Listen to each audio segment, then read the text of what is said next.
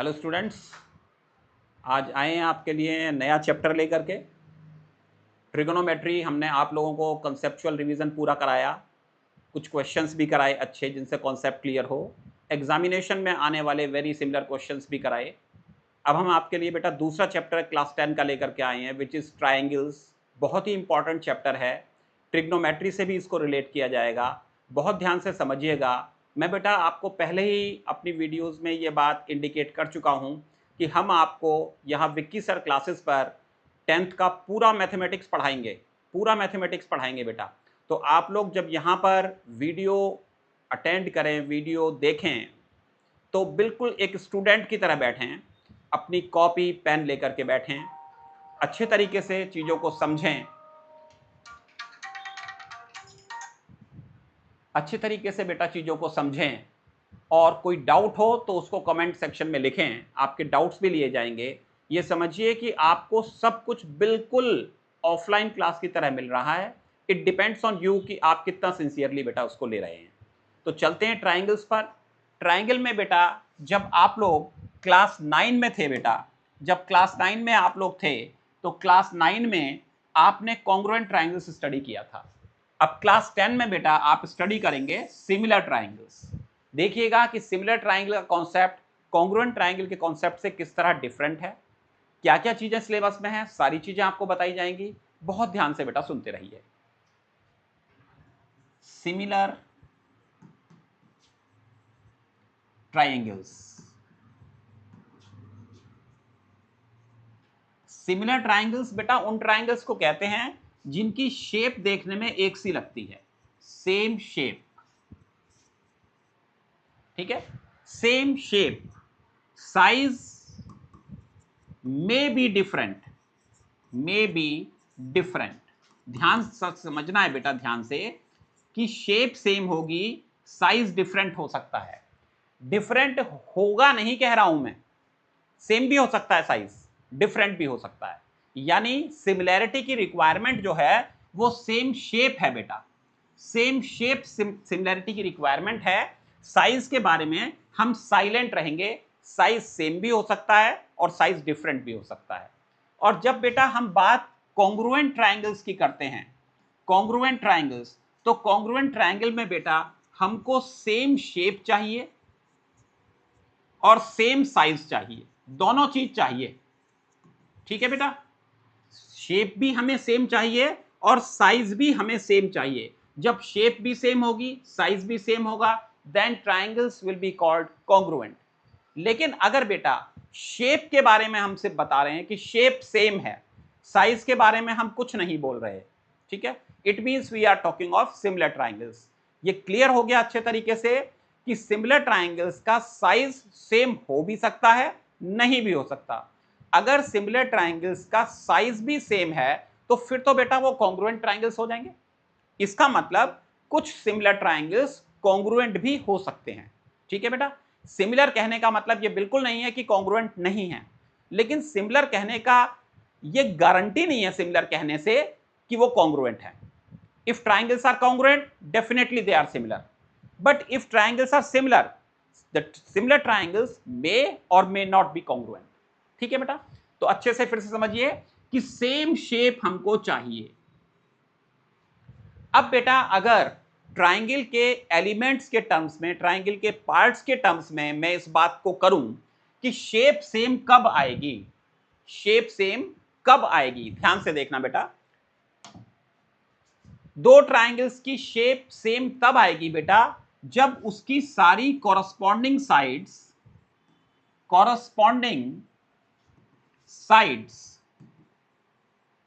Proportional हों।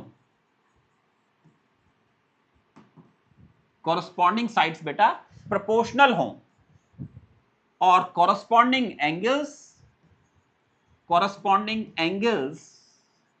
Equal हों। ध्यान दीजिएगा बेटा, अगर ट्राइंगल की कॉरस्पॉन्डिंग साइड्स बेटा प्रोपोर्शनल हैं और कॉरस्पॉन्डिंग एंगल्स इक्वल हैं तो शेप सेम आ जाएगी। ठीक है, इसका मतलब यह हुआ कि टू ट्राइंगल्स आर सिमिलर। ठीक है बेटा, two triangles are similar if their corresponding sides are proportional and corresponding angles are equal. इस बात को बेटा फिगर्स डायग्राम्स की हेल्प से और क्लियरली समझते हैं। फिगर्स और डायग्राम की हेल्प से बेटा और क्लियरली इस चीज को समझते हैं हम लोग। देखो बेटा, ये मान लीजिए एक ट्राइंगल है, ये एक और ट्राइंगल है बेटा,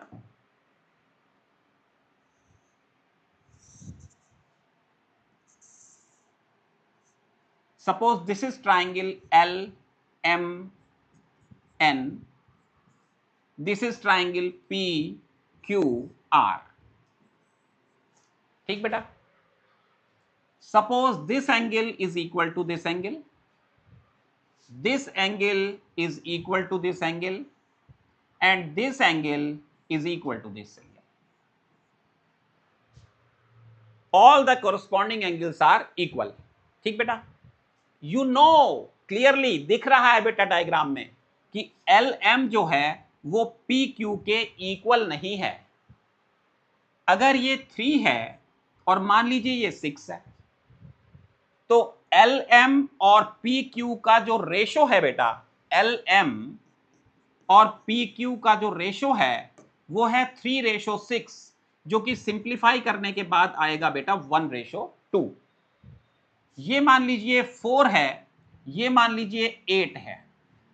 ठीक है बेटा, तो देखो ध्यान से LN और PR, LN और PR इनका रेशो क्या है बेटा 4/8, जो कि सिंप्लीफिकेशन के बाद फिर 1/2 आ जाएगा।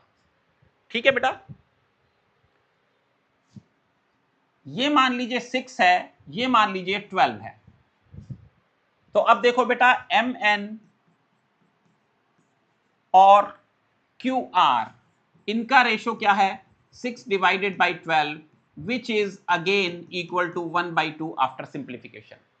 तो हम देख रहे हैं बेटा LM/PQ is equal to MN/QR is equal to LN/PR। ठीक है, मतलब सबका रेशियो बेटा 1:2 आ रहा है। इसी को हम कहते हैं कि sides are proportional. Sides are proportional क्या मतलब कि अगर ये साइड इस साइड की डबल है तो ये भी इसकी डबल है और ये भी इसकी डबल है। अगर साइड्स में रेशियो सेम है तो इसी चीज को हम कहते हैं मैथमेटिक्स की लैंग्वेज में the sides are proportional. Sides are proportional. तो ध्यान से समझ लीजिए बेटा कि ऐसे ट्राइंगल्स जिनके कॉरस्पॉन्डिंग एंगल्स तो बेटा इक्वल हैं, ध्यान दीजिएगा एंगल्स हमको इक्वल चाहिए, साइड्स इक्वल की रिक्वायरमेंट नहीं है, साइड्स का रेशो सेम चाहिए, साइड्स प्रोपोर्शनल हैं तो ट्राइंगल्स सिमिलर होंगे। तो अब मेरे ख्याल से आपको सिमिलैरिटी का कॉन्सेप्ट क्लियर हो गया होगा। एक बार रिपीट कर रहा हूं बेटा कि सिमिलैरिटी के लिए कॉमन मैन की लैंग्वेज में बात करें तो हमें यह चाहिए कि दोनों ट्राइंगल्स की शेप सेम होनी चाहिए। लेकिन शेप सेम कैसे अचीव की जाएगी, how do we achieve the same shape, ध्यान देने वाली बात है बेटा। अगर हम ऐसे ट्राइंगल्स बना रहे हैं जिनकी कॉरस्पॉन्डिंग साइड्स प्रोपोर्शनल हैं एंड कॉरस्पॉन्डिंग एंगल्स इक्वल हैं। ठीक बेटा, कॉरस्पॉन्डिंग एंगल्स प्रोपोर्शनल नहीं चाहिए, ऐसा नहीं चाहिए कि ये वाला एंगल इसका डबल है, ये इसका डबल है, ये इसका डबल है, ऐसी पॉसिबिलिटी नहीं है ट्राइंगल में, है ना। एंगल्स चाहिए इक्वल और साइड्स चाहिए प्रोपोर्शनल। ये बात बेटा बहुत एम्फेसिस दे करके मैंने कई बार आपको बताई है क्योंकि ये बिल्कुल क्लैरिटी चाहिए कॉन्सेप्ट की। ठीक है बेटा, कॉरस्पॉन्डिंग साइड्स चाहिए प्रोपोर्शनल और कॉरस्पॉन्डिंग एंगल्स चाहिए इक्वल। कॉन्ग्रुएंट ट्राइंगल्स में क्या चाहिए था बेटा, कॉन्ग्रुएंट ट्राइंगल्स में corresponding angles equal and corresponding sides भी इक्वल, क्योंकि उसमें साइज भी सेम चाहिए था। ठीक है बेटा, यहां पर कॉरस्पॉन्डिंग साइड्स हमको प्रोपोर्शनल चाहिए। Okay, now the question is कि क्या corresponding angles equal and corresponding sides proportional ये सारा चाहिए? आंसर है यस, सारी कॉरस्पॉन्डिंग साइड्स प्रोपोर्शनल होनी चाहिए और कॉरस्पॉन्डिंग एंगल्स इक्वल होने चाहिए, तभी सेम शेप एक्वायर होगी और तभी ट्राइंगल्स को बेटा सिमिलर कहा जाएगा। अब बेटा मैं इसमें आपको सिमिलैरिटी के कुछ क्राइटेरिया बताऊंगा। सिमिलैरिटी के क्राइटेरिया का क्या मतलब है? देखो बेटा, अगर पूरी बात करें तो हमें मान लीजिए ये दो ट्राइंगल्स हैं बेटा, एक ट्राइंगल हमारे पास है पी क्यू आर और दूसरा ट्राइंगल हमारे पास है बेटा एक्स वाई जेड। अगर मैं ये कहता हूं कि triangle P Q R is similar to triangle X Y Z, ठीक है बेटा। ये बेटा सिमिलैरिटी का साइन है जो आप यहां पर देख रहे हैं, ये सिमिलैरिटी का साइन है। कॉन्ग्रुएंसी का साइन बेटा ये था। आप कुछ ऐसे समझ सकते हैं कि ये सिंबल शेप के लिए है और ये सिंबल साइज के लिए है। तो बेटा कॉन्ग्रुएंसी में हमें शेप भी सेम चाहिए थी और साइज भी सेम चाहिए था, तो इसलिए ये सिंबल था। यहां पर हमारी रिक्वायरमेंट सिर्फ सेम शेप की है, इसलिए सिर्फ ये वाला साइज हम साइन यूज कर रहे हैं। इसको इस तरह समझ सकते हैं आप, ठीक है बेटा। So triangle P Q R similar to triangle X Y Z मैंने अगर लिख दिया तो ये बात अच्छे तरीके से समझ लीजिए। इसका मतलब मैं ये कह रहा हूं बेटा कि पॉइंट पी जो है वो पॉइंट एक्स के कॉरस्पॉन्डिंग है। ये दोनों कॉरस्पॉन्डिंग पॉइंट्स हैं बेटा, कॉरस्पॉन्डिंग वर्टिसेस हैं। पॉइंट क्यू पॉइंट वाई के कॉरस्पॉन्डिंग है और पॉइंट आर पॉइंट जेड के कॉरस्पॉन्डिंग है, ठीक है। इसका मतलब बेटा करेक्ट कॉरस्पॉन्डेंस के ऑर्डर में ही हमको सिमिलैरिटी लिखनी है। अगर ये लिख दिया गया कि triangle P Q R similar to triangle X Y Z, तो ये कंफर्म हो गया है कि जैसे मैंने वर्टिसेस क्लियर कर दी उसी तरीके से मैं साइड्स क्लियर कर सकता हूं बेटा। अब आप देख सकते हो यहां से कि साइड पी क्यू, देखो साइड पी क्यू पहली दोनों वर्टिसेस से बन रही है, वो साइड एक्स वाई के कॉरस्पॉन्डिंग है। Side Q R side Y Z के कॉरस्पॉन्डिंग है, ठीक है बेटा। और side P R side X Z के कॉरस्पॉन्डिंग होगी बेटा, ठीक है। ये करेक्ट कॉरस्पॉन्डेंस की बात हो गई। तो ये दोनों ट्राइंगल अगर सिमिलर हैं तो इसका मतलब ये हो गया बेटा angle P is equal to angle X, angle Q is equal to angle Q is equal to angle Y and angle R is equal to angle Z। ये तो बेटा all the corresponding angles equal हो गए। और दूसरी बात side PQ divided by side XY, side PQ divided by side XY is equal to side QR divided by side YZ is equal to side P are divided by side X Z. अगर इन दोनों का ratio 2:3 है तो इनका ratio भी 2:3 होगा, इनका ratio भी 2:3 होगा। अगर इनका रेशो 3:7 है तो इनका रेशो भी 3:7 होगा, इनका रेशो भी 3:7 होगा। और बेटा एक स्पेशल केस ये भी हो सकता है कि अगर ये रेशो 1:1 है तो ये रेशो भी 1:1 होगा और ये रेशो भी 1:1 होगा। तीनों रेशोज इक्वल होने चाहिए, चाहे वो कुछ भी हो लेकिन इक्वल होने चाहिए, ठीक है। जब मैं कह रहा हूं चाहे कुछ भी हो तो 1 भी तो हो सकता है बेटा। अगर ये 1 हो गया बेटा, अगर ये रेशो 1 है तो इसका मतलब ये हो गया कि P Q equal to X Y हो गया, Q R is equal to Y Z हो गया, P Q is equal to X Z हो गया। दिस इज वन केस, है ना। इसका मतलब है कि साइड्स इक्वल भी हो सकती हैं, ठीक है बेटा। इसका मतलब सिमिलर ट्राइंगल्स कॉन्ग्रुएंट भी हो सकते हैं, ठीक है। क्योंकि इसका 1 होना जरूरी नहीं है, इसका मतलब साइड्स हमेशा इक्वल नहीं होंगी, इसका मतलब हर सिमिलर ट्राइंगल कॉन्ग्रुएंट नहीं है, ठीक है बेटा। तो ये बात हमको पता लग गई कि हमको ये भी चाहिए, ध्यान से समझिएगा, ये भी हमारी रिक्वायरमेंट है और ये भी हमारी रिक्वायरमेंट है। जब ये दोनों रिक्वायरमेंट फुलफिल होंगी तभी हमारा ट्राइंगल सिमिलर होगा। अब क्राइटेरिया ऑफ सिमिलैरिटी का क्या मतलब है कि क्या मिनिमम कंडीशन है जिससे हम गारंटेड ये कह दें कि ये सिमिलर होगा। ये तो बेटा कंप्लीट कंडीशन हो गई, लेकिन क्या मिनिमम कंडीशन है। तो अब ध्यान से समझने की कोशिश करिएगा बेटा, ध्यान से समझिएगा बेटा। अगर ये कंडीशंस फुलफिल हो रही हैं, क्या कहा मैंने, ये कंडीशंस फुलफिल हो रही हैं, मतलब all the corresponding angles are equal, सारे कॉरस्पॉन्डिंग एंगल इक्वल हैं, ठीक है बेटा। तो ये वाली जो कंडीशन है ये ऑटोमेटिकली हो जाएगी। मतलब कि अगर तीनों एंगल्स इक्वल हैं, कॉरस्पॉन्डिंग एंगल्स, तो साइड्स प्रोपोर्शनल ना हो ऐसा हो ही नहीं सकता। साइड्स ऑटोमेटिकली प्रोपोर्शनल हो जाएंगी। इसका मतलब सिर्फ इतनी नॉलेज होने पर, सिर्फ इतनी नॉलेज होने पर, इतनी नॉलेज सिर्फ होने पर हम गारंटी कर सकते हैं कि ट्राइंगल सिमिलर है। ठीक है बेटा, इसको हम बोलते हैं ए सिमिलैरिटी। क्या बोलते हैं बेटा इसको? ए सिमिलैरिटी, मतलब एंगल एंगल एंगल। ठीक है, और एंगल इक्वल या प्रोपोर्शनल इसका कोई डाउट नहीं है, क्योंकि बेटा एंगल हमेशा इक्वल ही चाहिए, ये समझ लीजिए। सिमिलैरिटी में जहां भी एंगल की बात होगी तो एंगल हमें चाहिए इक्वल और साइड्स चाहिए प्रोपोर्शनल। अब बेटा इसका रिवर्स देखते हैं। इसका रिवर्स क्या है कि अगर ये वाली कंडीशन गिवन है, ये वाली कंडीशन हमको मालूम है। क्या मतलब?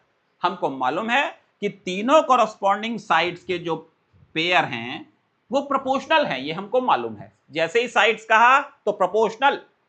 सिमिलैरिटी में साइड्स कहते ही प्रोपोर्शनैलिटी आपके दिमाग में रहेगी, कॉन्ग्रुएंसी में इक्वालिटी, लेकिन सिमिलैरिटी में प्रोपोर्शनैलिटी बेटा।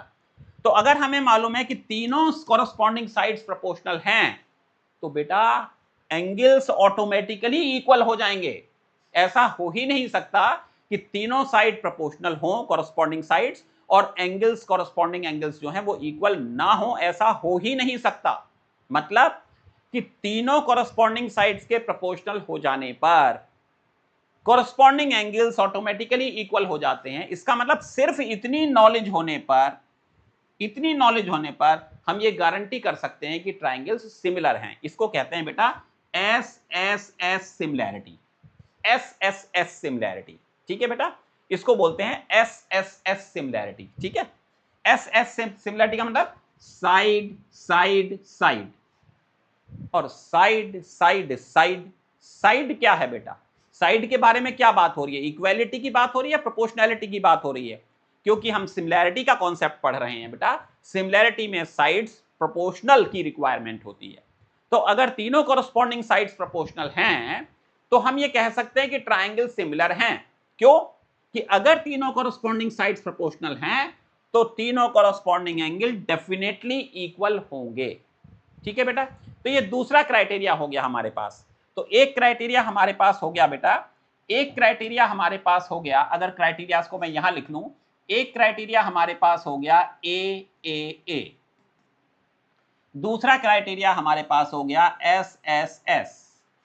ओके, अब बेटा एक क्राइटेरिया और ध्यान से देखिएगा, एक क्राइटेरिया और।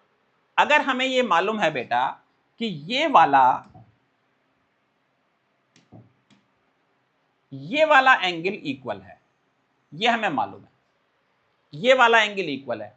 एंगल Q जो है वो एंगल Y के इक्वल है, एंगल Q एंगल Y के इक्वल है, ये हमें मालूम है बेटा। ठीक है, एंगल Q एंगल Y के इक्वल है। और देखो बेटा ये एंगल किन दोनों साइड से बन रहा है? ये बन रहा है PQ और QR से। तो PQ और QR अपनी कॉरस्पॉन्डिंग साइड्स XY और YZ के प्रोपोर्शनल हैं। ठीक है बेटा, ध्यान दीजिएगा, मैंने क्या कहा? मैंने ये कहा बेटा कि ये वाला एंगल का जो पेयर है Q इक्वल टू Y, हमें ये मालूम है कि ये वाला एंगल इस वाले एंगल के इक्वल है। ठीक है बेटा, ये वाला एंगल इस वाले एंगल के इक्वल है, और this upon this is equal to this upon this, उसके बारे में हमको मालूम नहीं है। तो अब ध्यान से सुन लीजिए, अगर इतना हमें मालूम है तो बाकी जो बची हुई बातें हैं वो अपने आप ऑटोमेटिकली ट्रू हो जाएंगी। आई मीन टू से कि ये वाला पेयर भी इक्वल हो जाएगा, ये वाला पेयर भी इक्वल हो जाएगा, और ये वाली साइड का रेशियो भी वही आएगा जो इन दोनों का रेशियो आ रहा है। ठीक है बेटा, तो इसका मतलब टू कॉरस्पॉन्डिंग साइड्स का जो पेयर है उसके प्रोपोर्शनल होने पर और उन कॉरस्पॉन्डिंग साइड्स के बीच में जो एंगल बन रहा है, ये ध्यान रखना, अगर मैं ये साइड ये साइड ये साइड ये साइड ले रहा हूं तो फिर एंगल यही वाला लेना पड़ेगा, ये वाला एंगल नहीं ले सकते, ये वाला एंगल नहीं ले सकते। इन दोनों साइड्स के बीच में जो एंगल बन रहा है वो एंगल लेना पड़ेगा बेटा। ठीक है, तो this upon this is equal to this upon this and this angle is equal to this, then we can say the two triangles are similar, and this similarity criteria is called side angle side, SAS criteria. ठीक है बेटा, क्यों कह दिया हमने? हमें तो ये बताया गया था कि सारे कॉरस्पॉन्डिंग साइड्स प्रोपोर्शनल होनी चाहिए, सारे कॉरस्पॉन्डिंग एंगल्स इक्वल होने चाहिए। अगर इतनी बात हमने ले ली कि ये सही है, तो बाकी बची हुई बात अपने आप ट्रू हो जाएगी बेटा। क्या मतलब कि अब कंफर्म है कि इन दोनों का रेशियो भी वही आएगा जो इसका इसका और इसका इसका रेशियो है।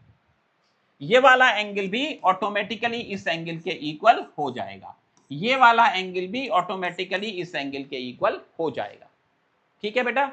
सो फाइनली फिर से कह रहा हूं कि ट्राइंगल्स की सिमिलैरिटी के लिए all corresponding sides should be proportional, all corresponding angles should be equal, this is the requirement।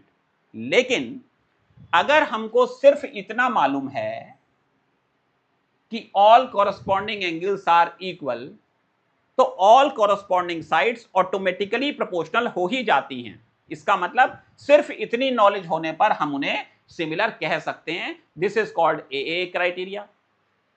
अगर हमें मालूम है कि तीनों कॉरस्पॉन्डिंग साइड्स प्रोपोर्शनल हैं, एंगल के बारे में हमें कुछ नहीं मालूम, तीनों कॉरस्पॉन्डिंग साइड्स प्रोपोर्शनल हैं, अगर हमें ये मालूम है, ठीक है बेटा, तो कॉरस्पॉन्डिंग एंगल्स ऑटोमेटिकली इक्वल हो जाएंगे। इसका मतलब सिर्फ इतनी नॉलेज होने पर हम कह सकते हैं ट्राइंगल्स सिमिलर हैं, this is called SSS similarity criteria. And the last one is कि अगर हमें ये मालूम है बेटा, इसको अलग से समझाते हैं, बहुत ज्यादा खिचपिच हो गई इसके अंदर डायग्राम के अंदर। अगर हमें ये मालूम है कि ट्राइंगल PQR और ट्राइंगल LMN, इनमें बेटा ध्यान से देखिए, ये एंगल इसके इक्वल है, और यानी एक तो हमें मालूम है angle Q is equal to angle M, और हमें ये मालूम है कि PQ और LM का जो रेशियो है वो वही है जो QR और MN का रेशियो है। ठीक है, तो दो साइड्स बेटा प्रोपोर्शनल हो गई और एक एंगल। ठीक है, अब ध्यान से सुनना मेरी बात को, दो साइड्स और एक एंगल, दो साइड्स और एक एंगल, लेकिन मैं इसको ऐसे नहीं लिखूंगा। क्यों नहीं लिखूंगा? कि जो दो साइड्स हैं उनके बीच में जो एंगल बन रहा है वो ही इक्वल चाहिए हमको। ठीक है बेटा, ये वाली साइड हमने ली, अब इनके बीच में ये वाला एंगल बन रहा है, तो यही वाला एंगल लेना पड़ेगा। तो लिखने में भी क्राइटेरिया को two side and one angle को ऐसे ना लिख करके हम ऐसे लिखेंगे बेटा, टू साइड्स और उनके बीच वाला एंगल, SAS क्राइटेरिया। तो यही बेटा तीन क्राइटेरिया हमारे सिलेबस में हैं। इन्हीं क्राइटेरिया के हेल्प से हम सारे सिमिलैरिटी से रिलेटेड क्वेश्चंस करेंगे। This will be all in this video. Finally आपसे एक ये बात कह करके मैं आज की वीडियो को कंप्लीट करूंगा बेटा, कि ध्यान से सुन लीजिए, अच्छे तरीके से पढ़ते रहिए, मन लगा के पढ़िए, ध्यान से वीडियोस को सुनिए, ऑब्जर्व करिए, जरूरत पड़े तो एक एक वीडियो को दो दो बार, तीन तीन बार देखिए, कॉन्सेप्ट बिल्कुल क्लियर हो जाना चाहिए। क्वेश्चंस को करिए, प्रैक्टिस करिए क्वेश्चंस की, कुछ ऐसे क्वेश्चंस जिनसे कॉन्सेप्ट क्लियर होता है, और जो एग्जाम में आने वाले क्वेश्चंस हैं वो सारे क्वेश्चंस बेटा हम आपको यहाँ पर कराएंगे। लेकिन जितने ज्यादा एफर्ट्स आप खुद लेंगे उतना ही आपका रिजल्ट तेजी से इंप्रूव करेगा। रिजल्ट तो इंप्रूव कराना ही है, लेकिन अगर आप खुद से एफर्ट्स लगाएंगे, अपनी तरफ से रेडीनेस रखेंगे, तो बेटा रिजल्ट बहुत जल्दी इंप्रूव होगा। All the very best, thank you.